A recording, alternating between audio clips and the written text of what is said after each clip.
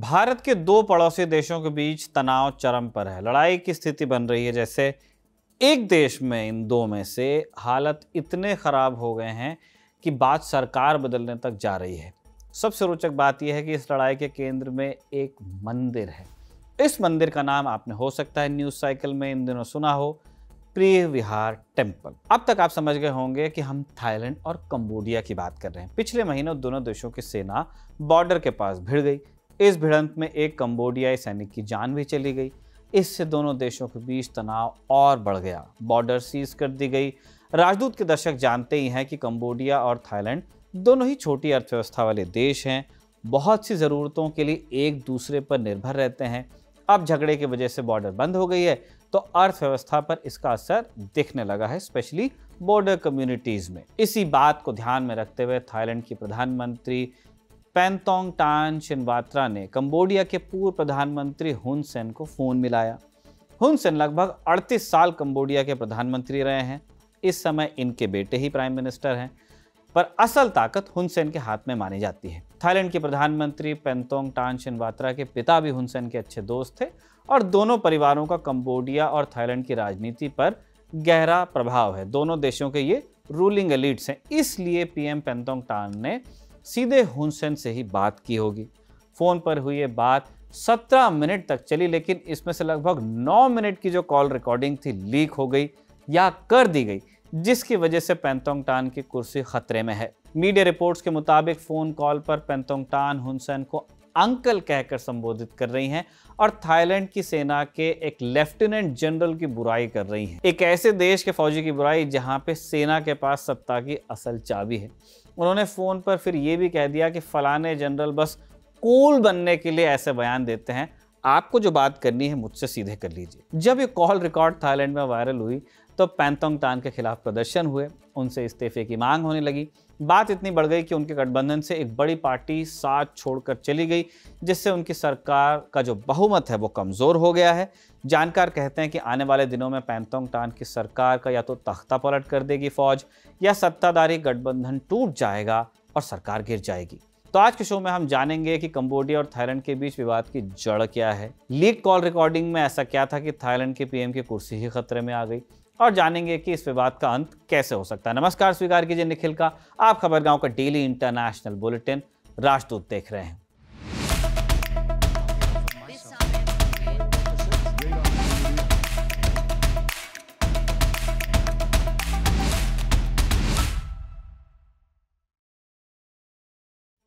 सबसे पहले आप देखिए ये तस्वीर। इस तस्वीर में बाएं तरफ बैठे हैं हुन सेन, जो लंबे समय तक कंबोडिया के प्रधानमंत्री रहे, और दाहिनी तरफ गले पर पट्टा डाले शख्स हैं ताकसिन शिनवात्रा। ये भी थाईलैंड में लंबे समय तक प्रधानमंत्री रह चुके हैं। अब आप एक और तस्वीर देखिए। इसमें आपको ताकसिन शिनवात्रा की बेटी और थाईलैंड की मौजूदा प्रधानमंत्री पेंटोंगटान शिनवात्रा दिख रही हैं। वहीं दूसरी तरफ बैठे शख्स हुन सेन के दामाद हैं। ये दो तस्वीरें आपको इसलिए दिखाई ताकि आप दोनों परिवार की करीबी का अंदाजा लगा सकें। जैसे हमने पहले बताया, ये दोनों परिवार थाईलैंड और कंबोडिया की राजनीति में दशकों से हावी रहे हैं, वहाँ के रूलिंग एलिट्स हैं। इसीलिए ये रिलेशनशिप भी जो है इन दो परिवारों के बीच, ये दोनों देशों की राजनीति पर प्रभाव डालती है, रिलेशंस पर प्रभाव डालती है। अब दोनों देशों के बीच सीमा विवाद तो दशकों पुराना है। ऐसी छोटी झड़पें होती ही रहती हैं। इसलिए पेंटोंगटान शिनवात्रा ने सोचा होगा कि चचा सेन को फ़ोन घुमाकर आपस में मैटर सॉर्ट करते हैं, लेकिन समस्या कॉल रिकॉर्ड के लीक होने से हो गई। रिकॉर्डिंग में क्या था आपको पहले कुछ बताया, अब तफसील से बताते हैं। पेंटोंगटान ने हुन सेन से फ़ोन पर कहा, अंकल अगर आपको कुछ कहना है तो सीधे मुझे बताएं, मैं उसका ख्याल रखूंगी। मीडिया रिपोर्ट में ये भी कहा जा रहा है कि पीएम ने थाई सेना में एक सीनियर ऑफिसर लेफ्टिनेंट जनरल बूनसीन पैटक्लॉन्ग की ही आलोचना कर दी। पैटक्लॉन्ग वही जनरल है जिन्हें कंबोडिया के साथ सीमा विवाद सुलझाने का जिम्मा सौंपा गया था। उन्होंने वहां अपने सैनिकों की तैनाती भी की थी जहां स्किर्मिश हुई। इसके अलावा थाईलैंड की मीडिया में यह भी लिखा जा रहा है कि पीएम पेंटोंगटान हुन सेन को जरूरत से ज्यादा सम्मान दे रही हैं, जबकि दोनों देशों में तो तनाव है। अब इस बात से थाईलैंड का एक बड़ा धड़ा नाराज हो गया। उनका कहना है कि कोई हमारी जमीन पर हमला करेगा तो हम तो डटकर निपटेंगे। लेकिन पेंटोंगटान एक कमजोर प्रधानमंत्री लगती है। उन्होंने थाईलैंड का सम्मान कम कर दिया। हुन सेन के सामने झुकने का जो उन्होंने काम किया कथित रूप से, उसकी जरूरत नहीं थी। सेम इसी बात का हवाला देकर पेंटोंग टान की सरकार से एक पार्टी अलग हुई जिसका नाम है भूम जय थाई पार्टी।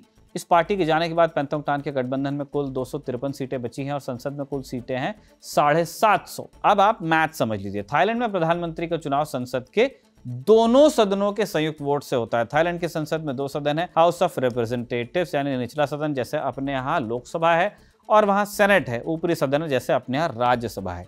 निचले सदन में कुल 500 सांसद होते हैं। इनका चुनाव जनता के मत से होता है, वोट से। सेनेट के सदस्यों की संख्या यानी सेनेटर्स की संख्या 250 है। इनकी नियुक्ति मिलिट्री हुंटा करती है, यानी सेनेट के सदस्य फौज के इशारे पर काम करते हैं।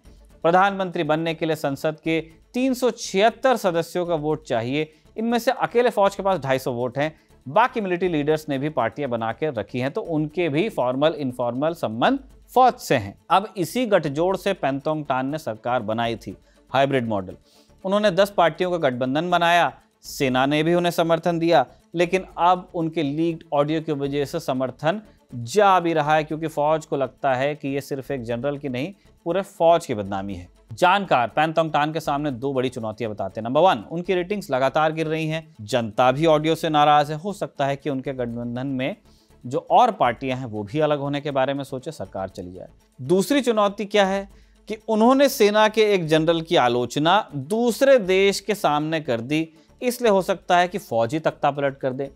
थाईलैंड की मीडिया में लिखा भी जा रहा है कि उन्होंने अपने जनरल की आलोचना कर तख्ता पलट को निमंत्रण दिया है। पेंटोंग टान अपने कहे पर माफी मांग चुकी हैं, बार बार कह रही हैं कि सीमा पर टेंशन का हल निकालने के लिए कूटनीतिक जरिया अपनाया, लेकिन सफाई से बात नहीं बन रही उनके खिलाफ। अब एंटी करप्शन कमीशन ने भी मोर्चा खोल दिया है, करप्शन की जांच चल रही है।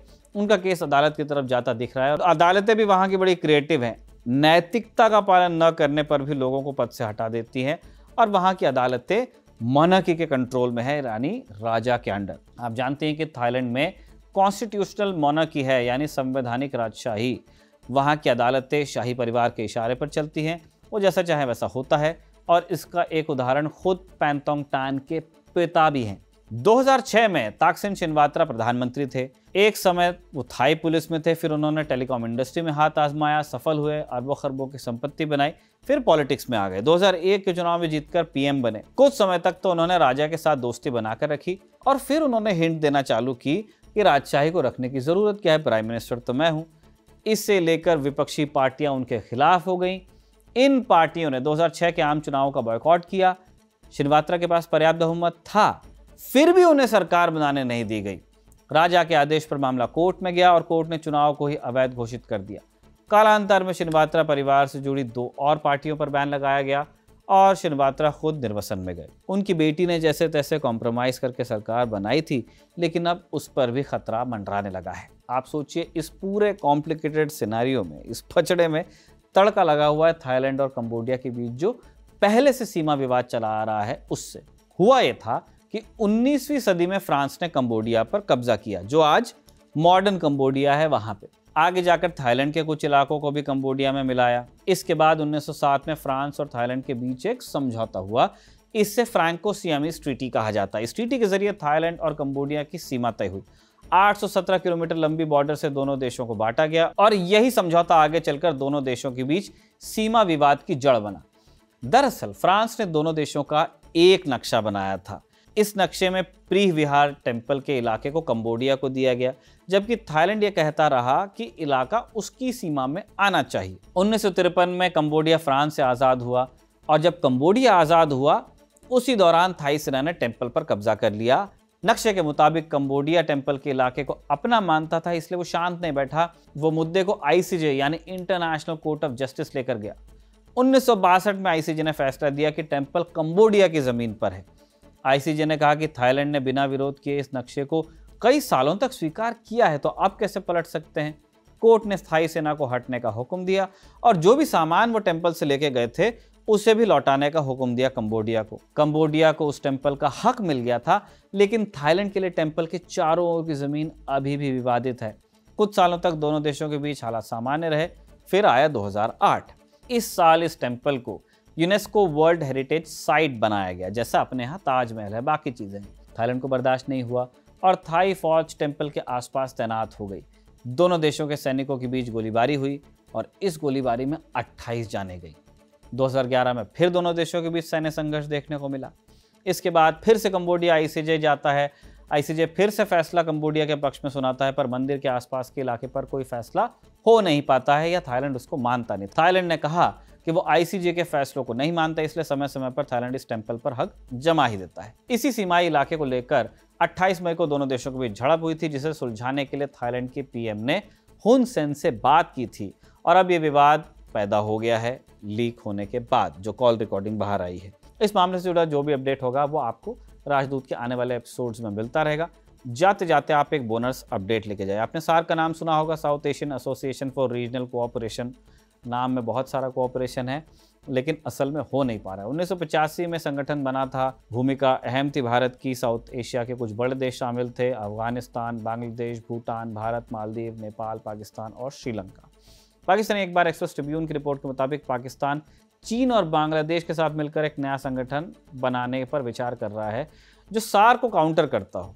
इस पर चर्चा के लिए 19 जून को चीन के कुनमिंग में एक बैठक हुई जिसमें बांग्लादेश भी शामिल हुआ था। हालांकि बांग्लादेश ने इस बात से अब इनकार कर दिया कि कोई नया राजनीतिक समूह बनाया जा रहा है। बांग्लादेश के अधिकारियों ने कहा कि केवल एक औपचारिक मुलाकात थी, कोई राजनीतिक कदम नहीं था। हालांकि एक्सप्रेस ट्रिब्यून की रिपोर्ट कहती है कि नया संगठन बन भी सकता है और हो सकता है भारत को भी इसमें शामिल होने को दावत दी जाए। वैसे आप जानते हैं कि सार्क में एक तरह की परंपरा बनी हुई है कि वहाँ पे कोई भी डिसीजन होता है कंसेंसस से, यानी सारी पार्टीज को अग्री या डिसएग्री करना होता है। इस वजह से दिक्कत क्या आती है कि जो इंडियन इंटरेस्ट वाली चीज़ें हैं वो पाकिस्तान के चलते नहीं हो पाती और इसका वैसे वर्सा भी होता है और इसीलिए सार्क एक डिफंक्ट बॉडी की तरह हो गया था। तभी भारत ने बिम्स्टेक जैसे संगठनों में अपनी ऊर्जा लगाना शुरू किया, जो कि सार्क ही है माइनस पाकिस्तान। इस तरह से भारत अपने भविष्य की ओर देख रहा है। हो सकता है पाकिस्तान भी एक गोलबंदी के बारे में सोचे, चीन को उसमें साथ अगर वो लेता है तो हम इसको समझ सकते हैं, लेकिन अगर बांग्लादेश उसमें दिलचस्पी लेता है तो भारत के लिए चिंता का विषय हो सकता है। इस मुद्दे पर भी नज़र बना के रखेंगे। अपडेट्स आएंगे आपको राजदूत में देंगे। आज का राजदूत लिखा था साजिद ने और इरशाद ने इसे रिकॉर्ड किया था। आप खबरगाहों को देखते रहिए।